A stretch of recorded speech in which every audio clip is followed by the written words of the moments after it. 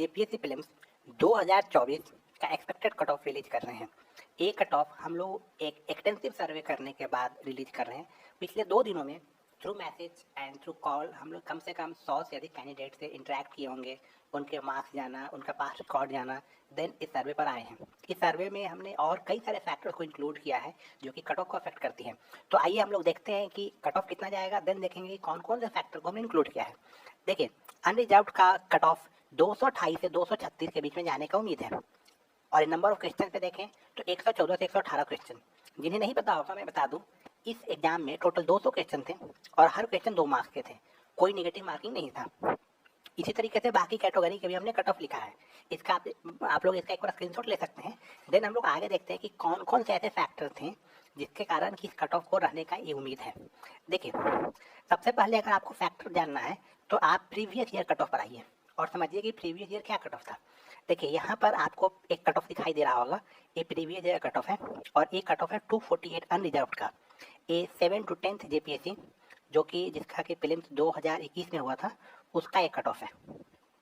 एक cut off unreserved का आप कट ऑफ देखिएगा 248 है।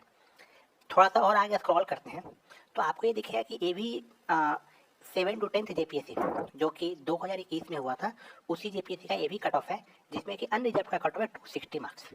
यानी कि एक जगह कट ऑफ 260 देख रहे हैं, दूसरी जगह 248 देख रहे हैं। तो मैं अब इसके पीछे का आपको स्टोरी बताता हूँ। इसके पीछे का स्टोरी ये है कि जब स्टार्टिंग में रिजल्ट आया था तो कट ऑफ 260 था। उसके बाद जेपीएससी के रूल्स के according total number of vacancy का जेपीएससी को 15 टाइम्स लेना पड़ता है, मतलब कि 15 गुना। और उन्होंने हर कैटेगरी वाइज 15 गुना नहीं लिया।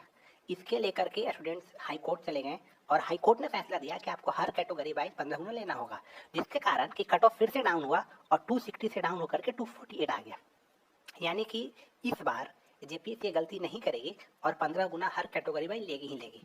अगर वो नहीं लेती है तो लोग फिर से कोर्ट चले जाएंगे और कहेंगे कि आपको 15 गुना तो लेना ही लेना है।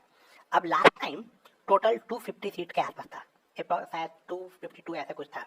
तो 250 का 15 गुना लास्ट टाइम उनको लेना था। इस टाइम आपके पास सीट है 342, इसका 15 गुना लेना है। यानी कि करीब करीब 5200 इसका अप्रॉक्सीमेशन आता है। आपको हर कैटेगरी वाइज उनको 15 गुना लेना है और कोई नेगेटिव मार्किंग भी नहीं है, यानी कि फ्रैक्शन में मार्क हो ही नहीं सकता है। जब भी मार्क्स होगा तो इंटीजर में होगा। यानी कि वो 5200 नहीं बल्कि करीब करीब आप मान के चलो कि 6000 लोगों का प्रीलिम्स रिजल्ट होने वाला है। और टोटल जो लोग प्रीलिम्स दिए हैं उनकी संख्या 1 लाख से 1,20,000 के आसपास है। यानी कि हर 20 स्टूडेंट पर, मैक्सिमम माने तो हर 20 स्टूडेंट पर एक स्टूडेंट का रिजल्ट तो होने ही वाला है। दूसरा फैक्टर ये है इस बार कि काफ़ी कम स्टूडेंट ने एग्जाम दिया पिछले बार के मुकाबले। कारण ये था कि काफ़ी कन्फ्यूजन था। यूपी पीसीएस का भी एग्जाम था 17 मार्च को और जेपीसी का भी था। अंत में ये ऑलमोस्ट 7 डेज पहले पता चला कि यूपी पीसीएस नहीं हो रहा है और 7 डेज में जेपीसी का तैयारी कर पाना पॉसिबल नहीं था। तो कई लोगों ने इस कारण से भी जेपीसी का एग्जाम छोड़ा।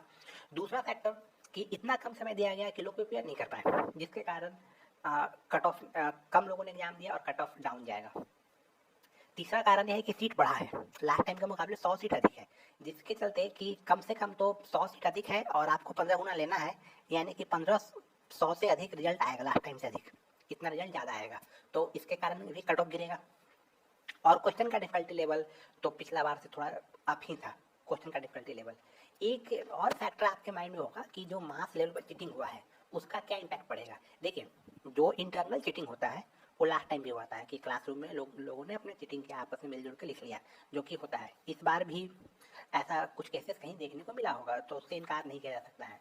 और जहाँ तक कि जो कुछ वायरल वीडियो थे जिसमें कि मोबाइल लेकर के लोग देख रहे हैं, आंसर को जो है OMR फिल कर रहे हैं, मुझे लगता है कि आयोग उन सेंटर्स के या तो दोबारा एग्जाम करवाएगी या उन पर उनका एग्जाम ही नहीं लेगी, उनका रिजल्ट ही कैंसिल कर देगी।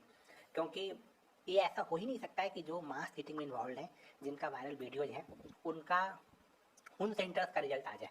क्योंकि अगर ऐसा होता है तो फिर कोई भी क्लेम करके हाई कोर्ट चला जाएगा और एग्जाम को कैंसिल करवा देगा। तो कमीशन इतना मूर्खतापूर्ण काम तो नहीं करेगी, मुझे पूरा उम्मीद है। यानी कि चीटिंग, जो मास लेवल ऑफ चीटिंग हुआ है, उससे कट ऑफ में इंक्रीमेंट होने के कोई चांसेस नहीं लग रहे हैं कहीं से भी। तो ये हमारा पूरा का पूरा एनालिसिस था। अब आते हैं कि मेंस की तैयारी किसे करना चाहिए और क्यों करना चाहिए। देखिए, आप लोगों ने प्रीलिम्स का पैटर्न, अभी प्रीलिम्स का जो उनका सिस्टम था वो आपने देखा होगा, मेंस का सिस्टम भी लास्ट टाइम आपने देखा होगा।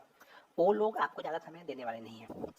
मेंस आपका जून एंड में या फिर जुलाई के फर्स्ट वीक में हो जाएगा, या तो जून एंड होगा या जुलाई के फर्स्ट वीक में। आपके पास ज़्यादा समय नहीं है, 3 महीने का समय है। लास्ट टाइम भी वो ऐसा ही समय दिए थे, ज़्यादा समय वो देते नहीं है।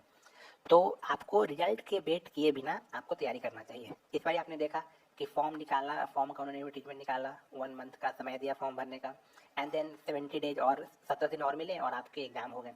तो यहाँ भी आप मान के चलो कि 90 दिन से अधिक नहीं मिलेंगे प्रीलिम्स के एग्ज़ाम से, तो जून एंड या जुलाई तक आपका एग्ज़ाम हो जाएगा। तो आपको पहले से प्रिपेयर करना पड़ेगा। आप लास्ट मोमेंट में रिजल्ट आने के बाद प्रिपेयर करोगे तो आपका मेंस नहीं होने वाला है, क्योंकि मेंस में भी आपको कई सारी चीज़ें पढ़ना पड़ेगा। दूसरा चीज़ आप ये समझिए, अगर 1 लाख लोग एग्ज़ाम दे रहे हैं, ये सत्य है, ये फैक्ट है, और ये भी फैक्ट है कि 342 सीट है, इसका 15 गुना लेना है, जो कि एक आमन सा कुछ होता है। अब हर कैटेगरी में लेना है 15 गुना, और मैंने बताया कि फ्रैक्शन मार्क्स भी नहीं है, हर मार्क्स इंटीजर में है, यानी कि आप जितना कट ऑफ जा रहा है उससे थोड़ा सा एक्स्ट्रा जाओगे, ठीक है। मतलब कि 15 गुना लेने के लिए जितना आपको स्टूडेंट लेना पड़ता है तो थोड़ा सा एक्स्ट्रा जाओगे। तो इसके चलते अप्रॉक्सीमेटली 6000 कैंडिडेट तो आप सिलेक्ट करोगे। तो अगर 1 लाख में से 6000 को आप सिलेक्ट कर रहे हो तो सिलेक्शन रेशियो काफ़ी अच्छा है। हर 16-17 कैंडिडेट के ऊपर आप एक कैंडिडेट को सिलेक्ट कर रहे हो, तो ऐसे में काफ़ी लोगों का प्रीलिम्स सिलेक्शन होने वाला है। अगर आपकी संख्या को 1 लाख के बजाय 1,20,000 मान लो, तो एटलीस्ट फिर भी हर 20 कैंडिडेट के ऊपर एक कैंडिडेट प्री क्लियर करने वाले हैं। तो सिलेक्शन तो होगा, बहुत लोगों का होगा, इसमें कोई डाउट नहीं है, क्योंकि 6000 तो होना ही होना है, हर हाल में होना है। तो कट ऑफ उसके कारण नीचे गिरेगा और लोग सिलेक्ट होंगे। लेकिन अभी काफ़ी विश्वास की कमी है, क्योंकि जो आंसर किया आया है उसमें भी काफ़ी गलतियाँ हैं। उतना गलती लास्ट टाइम भी था इनका, वो चेंज होगा। मुझे लगता है करीब करीब 6 से 8 क्वेश्चन कम से कम चेंज होगा, और 6 से 8 क्वेश्चन मैक्सिमम लोगों के सही होंगे। यानी कि आप अपने स्कोर में 12 से 16 मार्क्स ऐड कर लीजिए। देन अगर आप इस रेंज में आ रहे हैं जो हमने कट ऑफ रेट किया है, तब आप मेंस की तैयारी शुरू कर दीजिए। और अगर आप अपने मार्क्स में 12 से 16 मार्क्स ऐड करने के बाद अगर आप इस रेंज में नहीं आ पा रहे हैं, तो फिर आप नेक्स्ट एग्जाम का देखिए, और भी जो बहुत सारे एग्जाम है उन एग्जाम की तैयारी कीजिए। अगर इस रेंज में आप नहीं आ रहे हैं तो फिर मुश्किल है कि आपका प्रीलिम्स हो पाएगा। सो इस वीडियो में इतना ही।